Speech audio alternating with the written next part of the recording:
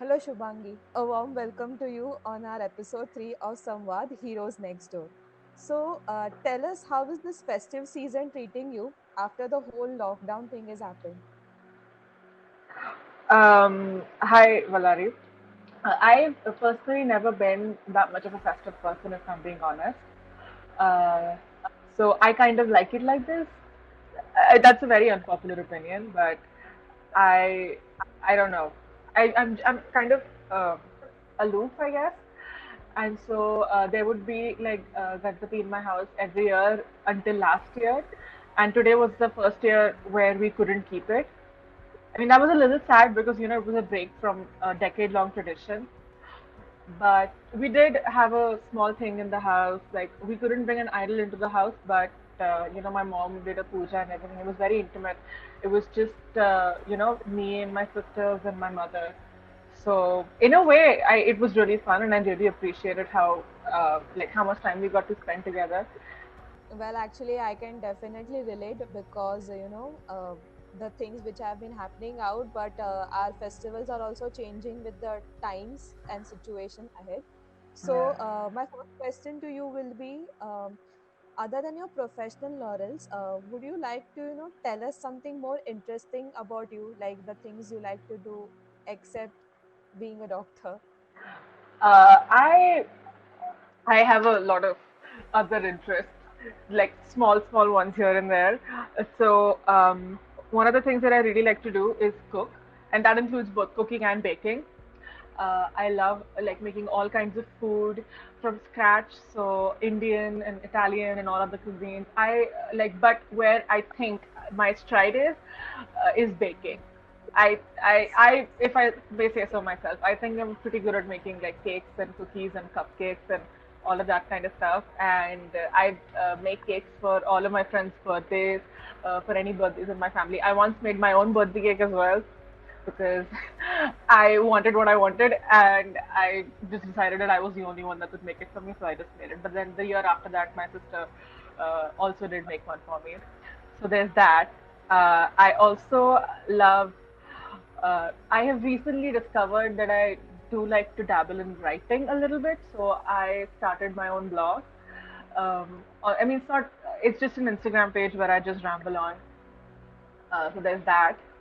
Apart from that, I haven't done it in a while, but I used to be a belly dancer. I trained in belly dancing for a while. I performed like once. But that's something I'm looking to get back into. I mean, that was the plan for 2020 that I would get back into it because it was supposed to be my gap year. But I mean, a lot of plans of a lot of people have been cancelled this year, so that did not end up happening. Um, what else? I I guess that's it. I mean, that's all that comes to me right now. uh, well, I suppose that is the perfect summation you can give to such kind of a question, as because we kind of get blank at times, like when somebody asks a question like this. So, like, moving ahead, being a doctor is not an easy thing. So, like, can you tell us, why did you decide to be one in real life? From what my parents tell me, and also from what I can remember, I have wanted to be a doctor since I was a child. Like, always wanted to be a doctor. Since I was like a little girl, like 3 or 4 years old. Basically, the minute I found out what a doctor is and what a doctor does, I decided I want to do this. And it's one of those things where I did not change my mind growing up. Like, I went through life with just that one goal in mind. And I mean, I know that that's not, I mean, at the time when I must have made the decision as a child, it must not have been a very informed one. But over time, I realized that medicine and biology is, in fact, where my interest lies. And so I was always like very uh, motivated to pursue medicine. Uh, well, I suppose like that would be a great kind of an source of inspiration, because what you like to follow, you should definitely go ahead with that in life. So Shubhangi, my next question to you is, it's like, being in a medical college is, I suppose, a totally different ball game, because the college is totally different from all sort of regular courses what we students have been. Like, I'm a commerce student myself, and life is pretty good when you are in a non medical college, I think so. So like, can you just tell us more about like how is your life in medical school? My life in medical school, another, I think I would like to believe actually that it is a lot like the average college experience, because if not, then I would have a major sense of missing out. But again, I don't know what other people's college life is like. I would say, from my personal experience, it is a lot of fun. I mean, obviously, there's a lot of work, there's a lot of studies, and there's a lot of academics, and there's a lot of that stuff. But at the same time, it's especially my college, there was a lot of co-curricular activities going on right from like the day that we joined. So my first day in college, we were told about all of these different clubs that we could join in the morning, and then in the afternoon, after the lunch break, we were taken to the dissection hall, and then on the first day itself, we were handed a scalpel and told to cut up a cadaver. So it was like that kind of a contrast. There was always something going on in my college. There was always either some event or some competition or some fest or some symposium or the other. So it's a very busy life, but it's not. It's an extremely like busy life, but it's not taxing. It's not as taxing as people think it is. That's been my experience. Like I have found it to be pretty good. Well, I suppose this experience is something what other students will also be eager to, experience if they are definitely taking up an admission into a med school, I think so. Yeah. Um, while we were just chatting right now, so you told that you like to bake. So my question to you will be: is there anything in particular you love to bake? And of course, like, how did the doctor fell in love with baking? So I I think my most favorite thing to bake at the moment, because it keeps changing depending on what I want, it's brownies. Because like last month, I think I was moving from Mumbai to Navi Mumbai, and I had a lot of stuff in my fridge. So I just mixed it up and made them into brownies, and I think that was the best thing I ever made. And the sad thing is, I did it without a recipe, so I can't make it again, probably. And as for how I got started, I I started doing it because making food, it helps me, you know, get lost. It's a therapeutic exercise for me, and at the end, obviously, you get to eat. But more than that, I just like to be in the kitchen. I enjoy being in the kitchen and mixing up things, making food, tasting as I go. It's very therapeutic and very meditative for me. Uh, well, I suppose, in such a kind of a life where right now we are indoors, taking up an thing which is, kind of gives you peace is something we all should look ahead. Yeah. Okay. Shubhangi, as a doctor, the schedule is very demanding and stressful at times. Like, so that is something I think so. It might, but it can be something different as well. So, can you tell us how do you manage this stress while you are on work? So basically, the stress at work, I that is something that really gets to you when you're starting out. So in the beginning of my internship, I had a very hard time adjusting to being in such a high stress situation all the time. But with time, you do get used to it. I mean, I don't know if that's a good thing or a bad thing, but there comes a point where it stops bothering you. Like it's there, but you acclimate to it, and then you're still able to do the job while being stressed. And that was my experience, especially when I was working in COVID, because I mean, I don't think I've ever been in a higher stress situation than that, because uh, because of the pandemic and everything. So in the first few weeks, it was really hard for me, but with time, I was able to understand that however it is, this is what needs to be done. This is what the job demands, and you get used to it. That's the only answer. I mean, the stress doesn't go away. You just get used to it. Uh, well, I suppose like stress is inevitable part, and I think so. Everybody has the fair share of it uh, in our lives. So going ahead, it's a kind of a very curious questions I would like to ask you. It's like besides your professional life, that is like being on duty and a doctor, like what do you do when like you're not at duty and like you're home? Just not in this situation right now, but On an average day, like what would Shubhangi do? I mean, currently I'm studying, but when I'm not doing that, I'm cooking because I genuinely enjoy doing that. So I would just make a lot of food and then I would feed it to my friends or my family, whoever is around. If I'm not doing that, then I'm just like watching Netflix. Or I have a dog. I'm playing with my dog if I'm not doing anything else. I mean, she's always next to me. Um, or what I like to, um, you know, uh, just I'm finding the words.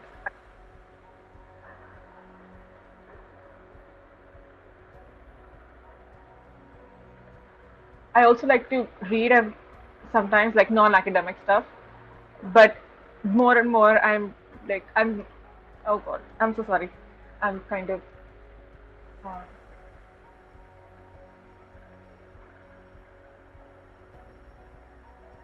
It's fine. I think so. okay. You should move ahead. I will move Okay. ahead. So Okay. it's like, Sorry. recently you have been, been a COVID warrior. Like, how is the experience so far? Like, we have not been, like, it is very scary for, common people like us to step into hospitals right now, but you are, doing there your duty. So, what is the inside picture right now in an hospital? So I'm no longer working in COVID, but when I was, it was when the pandemic had like started, and all of the hospital setups, the wards and everything were very new, and this was before any of the BMC quarantine facilities were actually in action. Like some of them were, as I continued to work, a lot of them came into action, but when I started, it was wild. That's the only way I can describe it. I mean, there were so many patients coming in every single day, and we had the number of wards and the number of beds we had were never enough. We had to keep turning people away. We had to keep sending them to other places. And at the time, we did not really have the kind of drugs that we have now that later got approved, like the drugs for severe disease, and that caused a lot of issues. And it was in the beginning, if I'm being honest, I was just as scared and helpless as the general population was, because I was working, I was a part of the effort, but even still, the uncertainty of the disease itself, because usually as a doctor, when you treat a disease, you know what you're doing, like you know that this is the disease and this is how you treat it. But with COVID, we it started out as a complete mayhem, complete chaos, but as time passed, there were more and more treatment options available. There was more research done into it. That really helped a lot. But at the start of it, it was really difficult. We had so many patients who, because they had to be admitted in like isolation, and they would not see their family for weeks, sometimes up to 1 to 2 months on end, if the older patients. And we had to, they felt alone, they felt isolated, they felt just completely trapped. And because essentially us doctors and the nurses were the only outside people they would get to see. And that was also like knowing that someone is um, you know someone under your care is going through all of this, is under so much stress, not just because they have this disease that we know nothing about, but also because they're lonely, the loneliest they've ever been. That was something that was, I mean, I shouldn't say difficult for me, because ultimately it was difficult for the patients themselves, but even for me as a doctor, the feeling of being like helpless, not knowing exactly like the best thing that I can do to help them at the time, it that was something that was extremely difficult. But luckily, uh, I mean, the rollout of treatment options and drugs with COVID has been really fast. This did not last for long. Before long, we had drugs, we other antivirals and other stuff for COVID. So by the time that I left, the situation was really, really good. We had patients, the amount of time for which the patients had to be admitted was reduced by a lot. And we lost a lot less patients towards the end. Like the survival became excellent, very high. So yeah, it started out, it was a very rough beginning, but it worked out fine towards the end. I suppose it is a kind of a great sense of achievement, like for a doctor, that he is not losing his patients more, because it's like, losing a patient because we don't have a proper line of quite disheartening at times.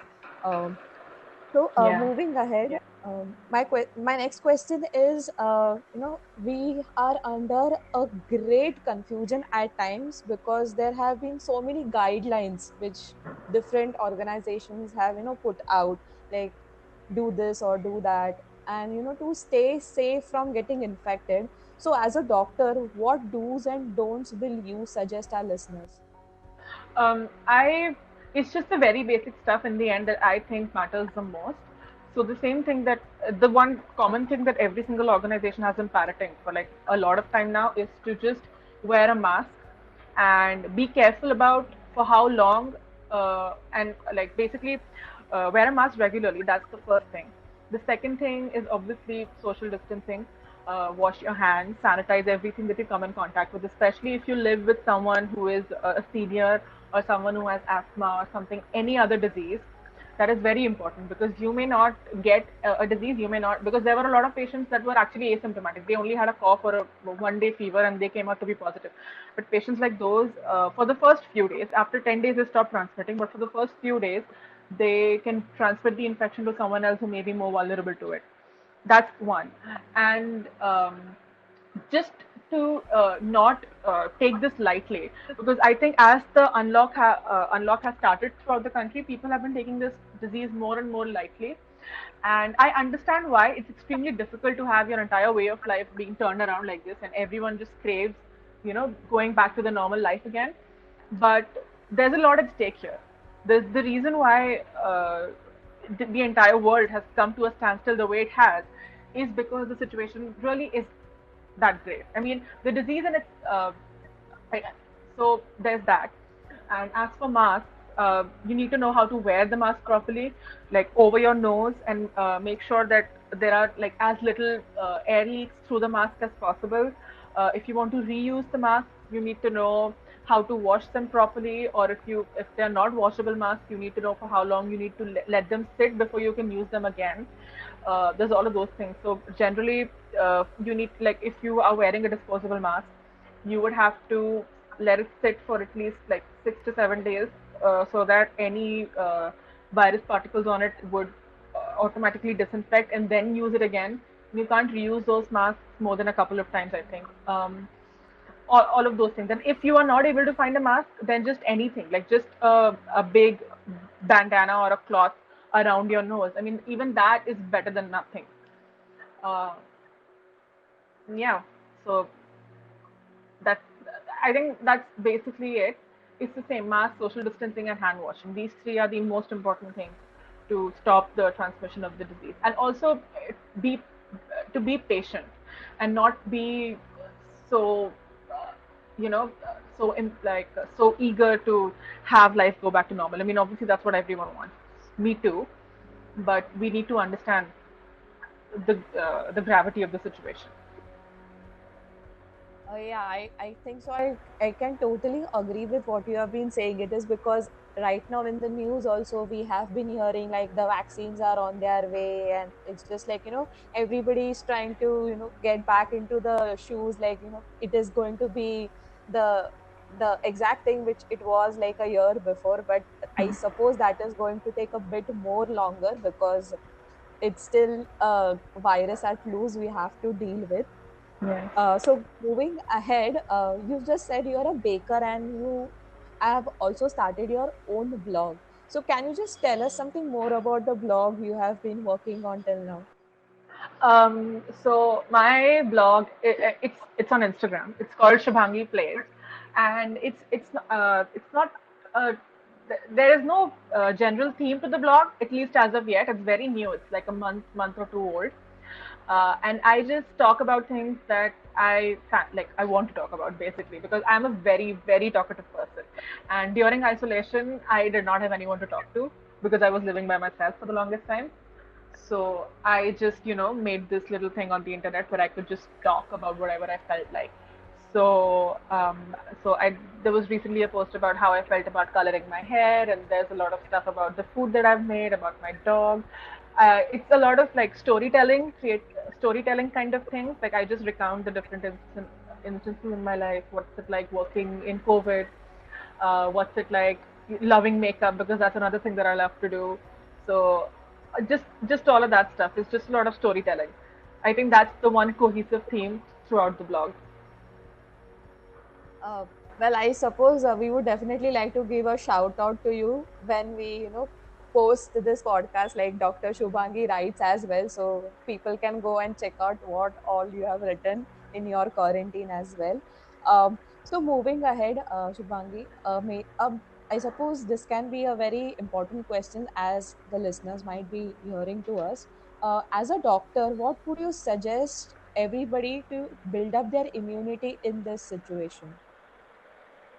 I One thing that I will say, I think the most important thing with building your immunity is just doing the regular baseline stuff, like nothing extra because of COVID. So, like, eat healthy, exercise, make sure you exercise, which again, it's very difficult when you're indoors. I mean, right now you can go outside for walks and stuff, but I think gyms and pools, everything is still closed. And so, getting in exercise is extremely important.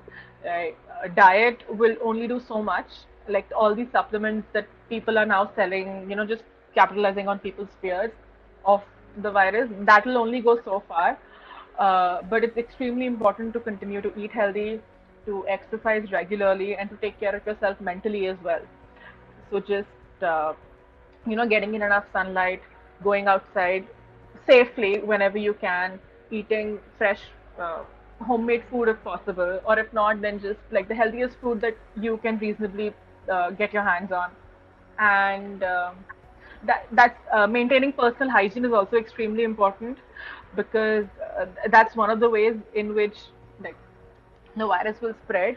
And obviously, since everyone is like home and there isn't really that much motivation, I have seen on social media for people to, just even get up in the morning to brush their teeth or bathe or anything. But those things do matter. Um, Apart from that, uh, I think that's about it. Like, if you have any problems, if you already have a deficiency or a disease or anything of the sort, that's when you need to look into like other alternate like treatments or supplementations and stuff. But I think for the average person, just taking care of yourself like you normally would in order to be your best self, I think that's what's the most important. Uh, well, Shubhangi, we as Indians have I suppose, a very different medical system from the other countries, if I can, set a comparison. So, do you think Indian system is faring well in treating the COVID patients in comparison to the countries abroad? In comparison to other countries, I think the first thing that we need to understand is India is a country with a less than ideal healthcare system at the moment. Like, I'm trying not to be too harsh, but so keeping that in mind and keeping in mind how sudden and how catastrophic this pandemic has been, I think given our machinery, we are doing the best that we can. Obviously, there's a lot of room for improvement. Uh, Testing could be stepped up, and a lot of like now in the beginning, the problem was that there weren't enough beds and there weren't enough tests, and obviously those things are improving as we speak. Every single day, there are being more and more strides, more and more improvements.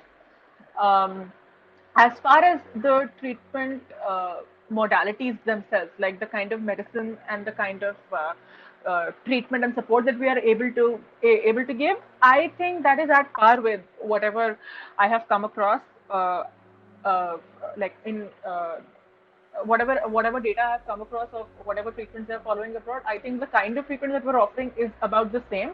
The only issue is that we don't have enough resources to treat all of the patients. So uh, and this is only valid for like the severe patients or the patients who have like a little bit more of the disease, because a lot of patients with COVID, they'll only have a cough, a cold, a fever, and then they'll recover.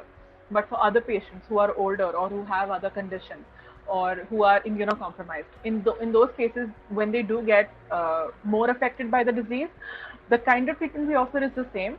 But there are times when, in a lot of places, still healthcare is not accessible, right?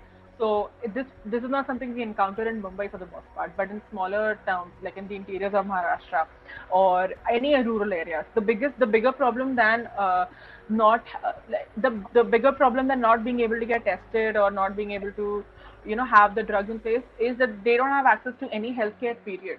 So they don't have any. A lot of places there's only like one PHC amongst several villages. There aren't a lot of tertiary care hospitals for like several kilometers ahead, and all of those problems have really come to light during this time because I don't, up until this time it was somehow moving along, but right now when the situation has become so grave and the entire country has had to go on lockdown, these issues are really coming to light, like the problems with the infrastructure of the Indian healthcare system. I think that is a major issue.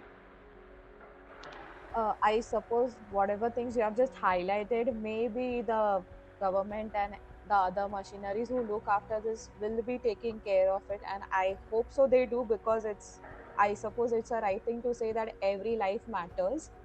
Like, it should not be lost to the things which can be treated.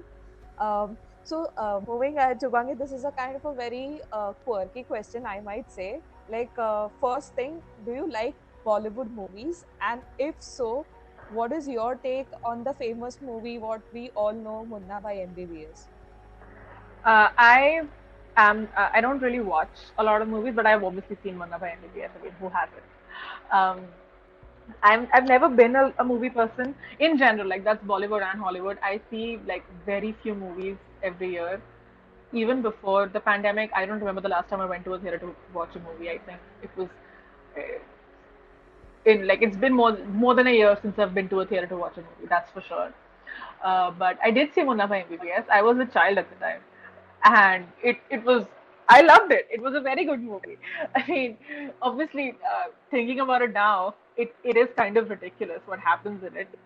But then that's the thing with Bollywood movies. A lot of the time, you need to leave logic behind when you sit in the theater and you start watching.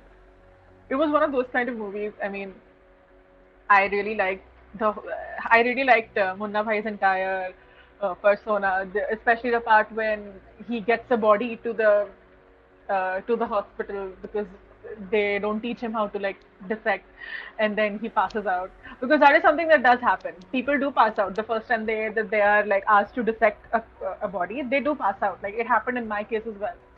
Like not in the, I do not pass out, but people on my batch did. So yeah, it was really hilarious. Like looking at the medical, and this was before I started college, so it was what I was looking at. Like, oh, college is going to be like this, and so the theater where they shot a lot of the college scenes, it's also in Mumbai, JJ, Medical College, and I did go there, and it was like I had an exam over there, and it was kind of a fangirlish moment for me because I was writing my exam in the same theater where they did that shooting. So yeah, it was I really liked that movie. Well, I suppose the first thing what you mentioned right now, talking to me, like the first day you were asked to open up a cadaver, I think so you could definitely relate to that moment, Yes. because that might give you a cold feet. Like, I don't know anything and I'm seeing a dead body in front of me, which is kind of really freaking out. See, while you are working and doing your internships as well, I suppose we do come across few patients who are sort of funny and weird. Like, do you have any story or any particular incident where it was like you just wanted to laugh out, or it was a totally weird situation to face, right, as a doctor? Uh, it wasn't a like a weird patient per se, but I did have this one patient who I ended up befriending her. I met her like once or twice after that as well. So this was during when I was posted in casualty, so in the emergency department.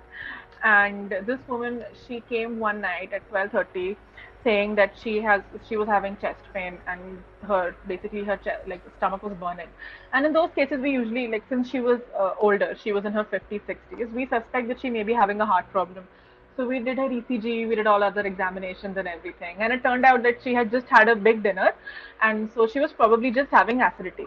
So we gave her some drugs for that, and we asked her to wait for some time, waiting for it to subside. And then I just told her that, don't take a heavy meal at night, then you'll be fine. Just eat a little before you go to bed. Don't lie down immediately afterwards, and you'll be fine. And she was like, okay. And she came back again the next day, and same problem, and we did the same thing again. Then she came back again on the third day, and she just kept coming back for I think 4 or 5 days. Every single day she would eat a big dinner, and then at around 12:31 she would get severe heartburn, acidity, and then she would come running. She was a little hypochondriac, which is fine. And so towards the end of it, we were just like friends. And afterwards, I forgot about it. Eventually, like I forgot. My posting ended. I started working somewhere else. And one day, I was just going in the hospital from one building to the other. And then she stopped me and she was like, "Do you remember me? I was that yay that used to come." And I asked her, like, "Did you still come after my posting got over? Did you continue to come?" Like, "No, no, I understood. I went to the OPD and I got a daily medication for my acidity." And then we were talking about how, she used to be scared faltu mein and all of that. So when she was like, "Well, I'm old and so, you never know if something happens and I have kids and all that." We just had a good laugh about it. That's all. I think so. This is a very cute incident that you just narrated because I could literally imagine that woman coming because she's scared, like she might have some different issue, but turns out just like she might have some acidity and gas issues. It's sort of a bit funny because obviously for youngsters, we are not that bothered, but in the older age group, obviously this small things matter for them. Uh, what advice would you give the upcoming students who wish to take up career in health sector, especially with the exam preparation in these challenging conditions? Um, the most important thing is and again, this is a very cliched piece of advice, but it's also because it's very true. You need to really want to do this. Like, you need to really, really want to become a doctor. Like, don't do it because you're put under pressure from anyone or because, you don't know what else to do. Because it is, if not difficult, it is time consuming because you will see all of your colleagues and all of your friends just like I had my colleagues finish their graduation and post graduation, and I hadn't even graduated because my course is like 5.5, 6 years. That is one thing. Another thing that you need to know and understand is I think there is some level of compassion that you need to have if you want to be in medicine because it involves dealing with people and all kinds of people. And not all people are, the nicest, the sweetest, and the most nice to talk to. Or sometimes people are, when they come to you, they're already going through a difficult time. So they may not be on their best behavior when they're around you. And that is something that you need to, and that is something you can't understand unless you have that compassion to, put yourself into their shoes and understand how you would react if you were in a similar situation. Because it is very easy to just get annoyed and get upset when a patient is not behaving in the best way with you, or if you have to repeat the same thing over and over and over again to someone that's not understanding because you are talking in all clinical terms and they don't understand all of that. So you need to be patient, you need to have that empathy, you need to have that compassion, and you have to keep at it because it kind of tends to get a little um, uh, it gets a little frustrating at times because obviously there's a lot of workload, there's a lot of studying to do, but in my experience, it's all worth it. Well, I think so. Being patient with the patient is the right thing we can sum it up as. Uh, so, Shubhangi, on behalf of Road Track Club of Smart City Navi Mumbai, I really thank you for coming over as a guest and talking to us. You have been a wonderful speaker to talk to, and I really thank you for giving your time and talking to us and our listeners as well. Thank you so much.